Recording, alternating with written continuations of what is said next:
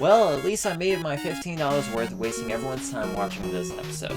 Best I could probably do now is leave the game on someone else's Christmas stocking so I don't have to see it again. The biggest question I'm left with is it better than watching the movie Freebirds, though? Depends on who you ask, really. And cut. Okay. Probably should work on a better intro, ending, everything above. But other than that, not bad. I think that's a wrap. Alright, let's take care of my game over here.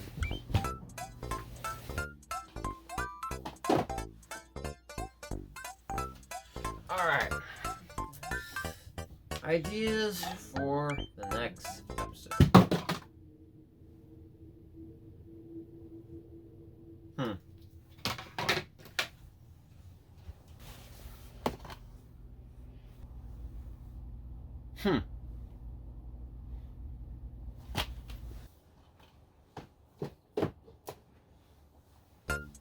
That was weird. Alright, let's see, where was I? Deja vu? What the hell's going on?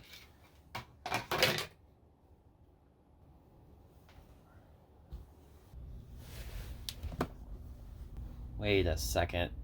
Did I just...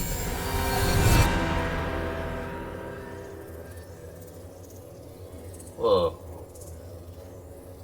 Oh hey, what's up, casuals? I totally forgot you were there because I suddenly felt this urge to rewatch the Matrix trilogy. Perfectly normal for being a cinemaphile myself. Except, it wasn't enough. I want to learn more. I want to dive deep down into the rabbit hole and truly discover... what is the Matrix? Let me back up a bit and I'll give you an oversimplified setup of what I'll be covering today. The Matrix, created by the Wachowski, released in 1999 and became an instant classic with its groundbreaking sci-fi narrative, martial arts, and guns. Lots of guns.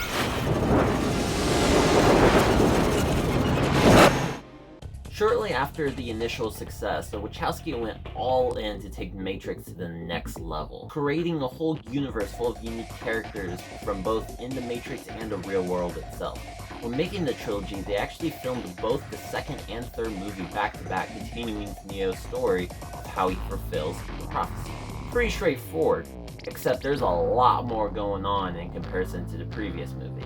They are still very much enjoyable films to watch, but for first-timers, they can be a bit overwhelming.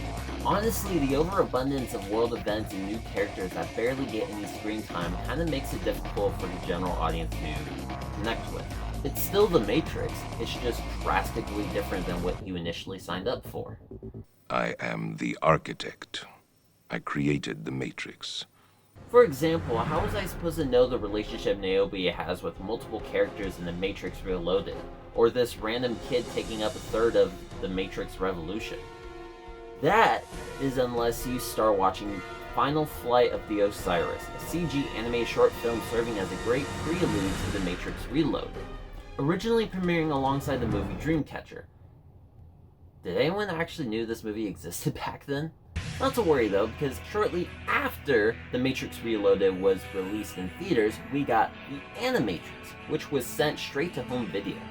A fitting title indeed, basically an anime anthology of 9 short films within the world of The Matrix, including Flight of the Osiris.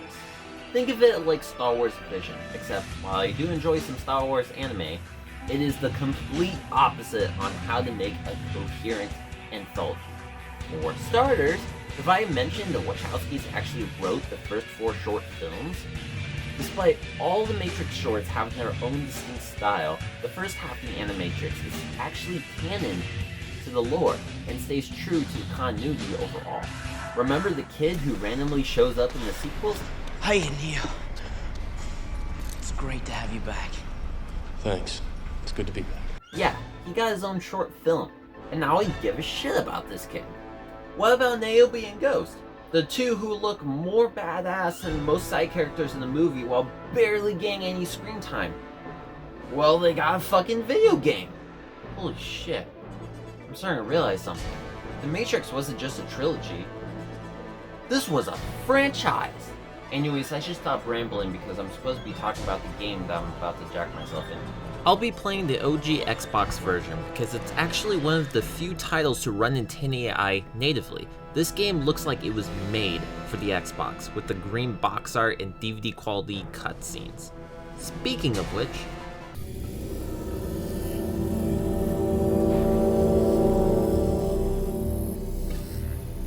look at him. Like flies to cow pies, crawling over every drop we ever used. We didn't have a lot of time. A lot of time. Wrong, we don't have a little time. gotta love live action cutscenes. In fact, almost all the live action footage that you'll be seeing were exclusively made for this game during the production of The Matrix Reloaded.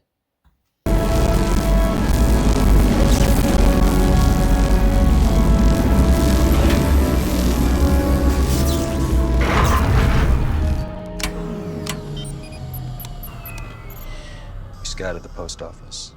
Is the drop still clean? Niobe, this won't be easy. Alright, since the game kind of throws you right in, let me give you a quick recap. Stay with me, because this can get pretty complicated. You have the final flight of the Osiris short film, which can be found in the Animatrix, that sets the stages for the following film.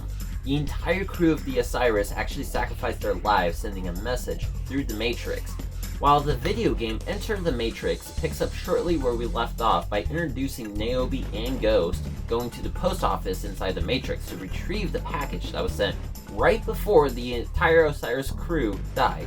Thaddeus was my friend. I knew him. He never used a drop before. He didn't trust him. Whatever's in that box cost Thaddeus his life and the lives of his crew. While the rest of the game intertwined with events in The Matrix Reloaded to fill in all the odd gaps, and then wrap everything up with The Matrix Revolutions. The most impressive part is that all the Matrix content I've covered so far came out within the year 2003. That is insane.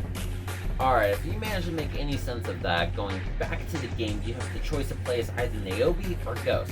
Now, most people will probably choose Niobe just to get their Jada Pinkett Smith camera. Makes sense. But, I'm kind of leaning more towards Ghost, as he's one of the more overlooked characters in the franchise. Give him some time to shine.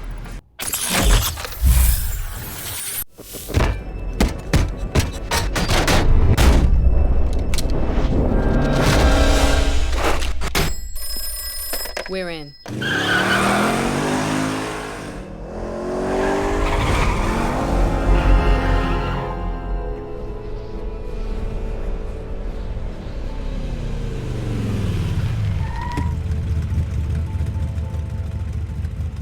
Your call. Inside or out? I'll get the package. Keep in touch.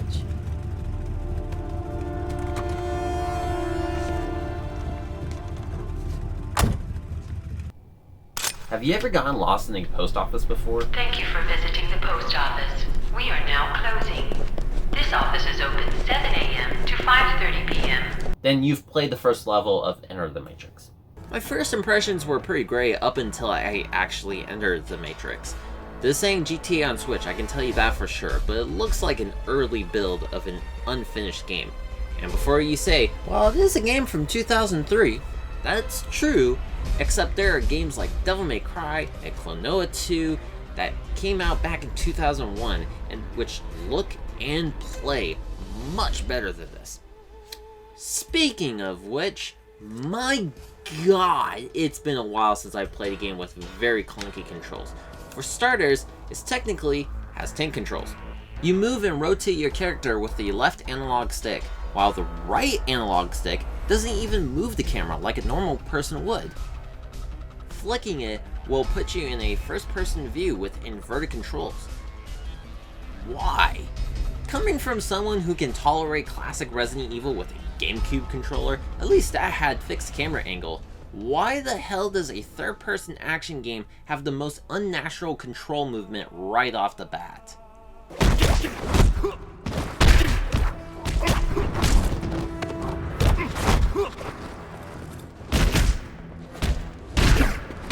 Oh shit. At least I have martial arts going for it. Combat is pretty straightforward. You have light attack, heavy attack, throw, and disarm for fun. I'm pretty sure you can make some sweet combinations, but honestly, I just button mash my way through the entire game, and it gets the job done. The gunplay, for the most part, is all auto-aim, which is fine since movement isn't really the smoothest experience I've had so far. Though I can't really help that it takes away some of the gaming fun out of it, because all you have to do is press the button and hope for the best. You can take cover and fire around the corner, but if the enemies aren't even close enough, you're just wasting ammo. It's fine. That being said, I also think the right analog stick could have been put into better use at the same time. Seems simple enough, but when you get a ton of enemies on screen, that's where the focus meter comes in. Using it basically turns on bullet time and shows how badass you are. That's if you can get certain moves to work the way you want it to. You can do some wall runs, nosedive, and a cartwheel if you have extra fingers. Going back to how clunky the controls are, I have to pull the left trigger to activate bullet time. Hold the right trigger so I can strafe. Remember, you can't use the right analog stick to turn the camera. Press A while moving either direction, and then press the white button to fire your gun. That's a lot of buttons being pressed just so you can do a cartwheel. I thought Heavy Rain was ahead of its time. Which turns into a game of wait behind cover so the focus mirror can regenerate again. And that's the game for the next 7 hours. Oh, and there's also a driving segment. Fuck. Holy shit. Who thought this was a good idea to make a driving segment with this awkward third-person interior view? I can't even tell where I'm going due to the arrow guide making up its own mind. And the driving either feels too stiff or too loose given how many times I've lost control flipping the vehicle over. I've had to restart this level so many times for a few minutes of driving. That's it. Good thing I didn't play as Niobe because I can't imagine playing any more than that. Later on in the game, you start playing within the same timeline as The Matrix Reloaded, as I mentioned earlier. You have the secret underground meeting inside the Matrix, only to be ambushed and run through these sewers, which goes on for a little longer than I would like to.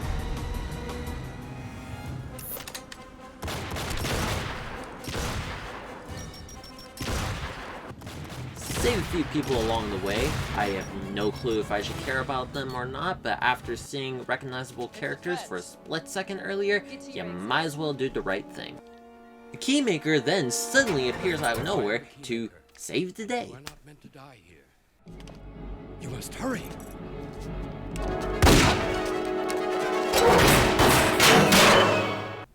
What?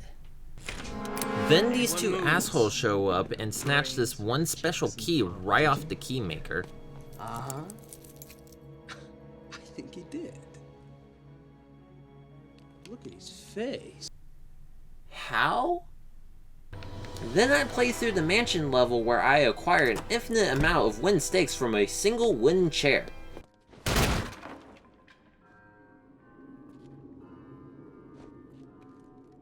Because the Matrix, that's why. And stab into a bunch of martial artist vampires. Did I miss something? Every time you've heard someone say they saw a ghost or an angel. Every story you've ever heard about vampires, werewolves, or aliens is the system assimilating some program that's doing something they're not supposed to be doing. Huh. So there was a throwaway line explaining the vampires in the Matrix, which was only mentioned in the movies, and I legitimately didn't know that until after playing the game. Remember that kick-ass highway sequence in The Matrix Reloaded? Oh shit, yes! This is the best part!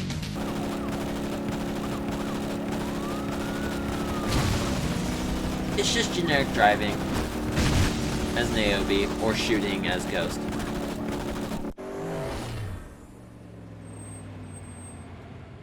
We must return to the primary target, the exile. Until you catch up to Morpheus.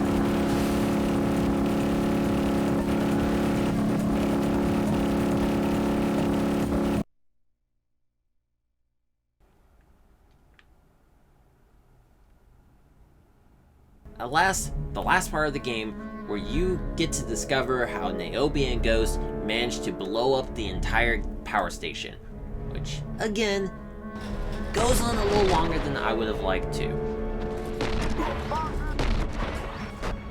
There's one segment in the game that I just constantly die for some reason. Look, I'm still blaming the controller for this, not me. Oh shit, I get to encounter an agent!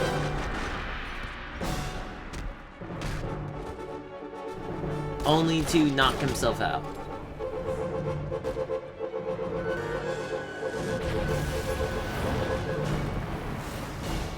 Only for the entire plan to become pointless. I can't believe it. We did it. Did what is the question? What do you mean? I mean, it didn't work. Whatever was supposed to happen didn't happen. Because the game had to make an excuse for padding, I guess. Shortly afterwards, I got summoned by the Oracle, only to get my ass kicked by Sarah.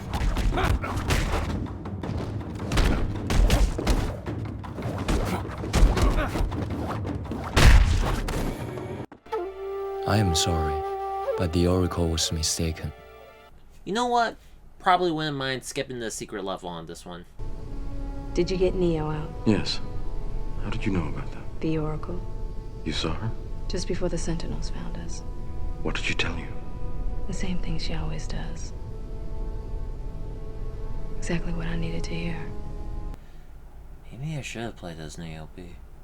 Uh-oh, looks like Sentinels are coming after us, so it's time to pilot the ship in the real world.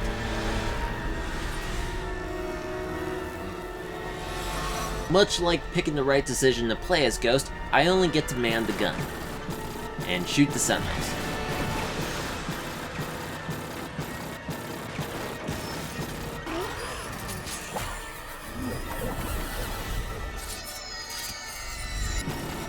And I keep shooting.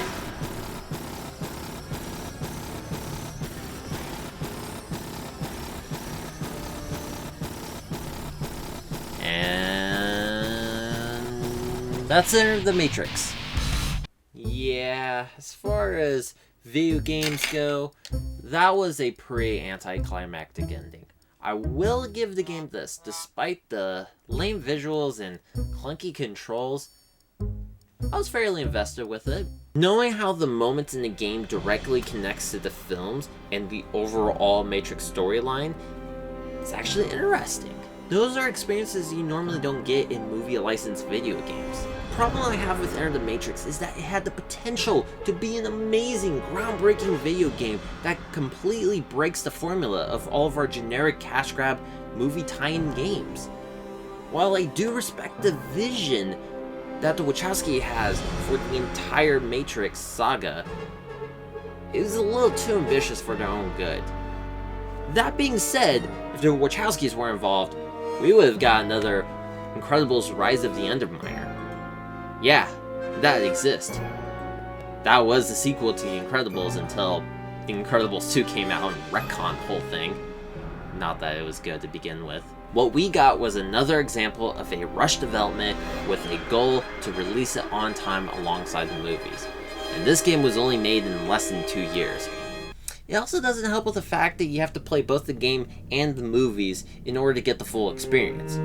Now, I'm not opposed to that idea, and if you're playing the game, you're most likely a Matrix fan, but I'm just speaking for the general public here. There are some cutscenes in this game that I feel like should have been better added to the movie than to hide it exclusively in a video game.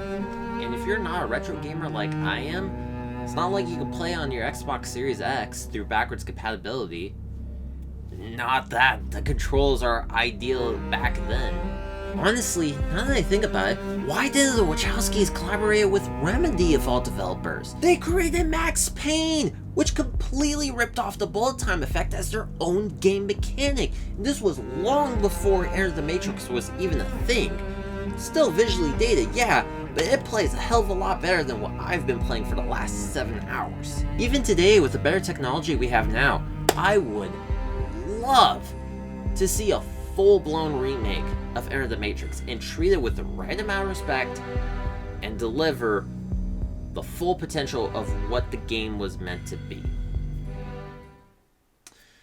Or create an MMORPG that nobody played in 2005. God damn it. Like, I really need to know if Morpheus lives or not.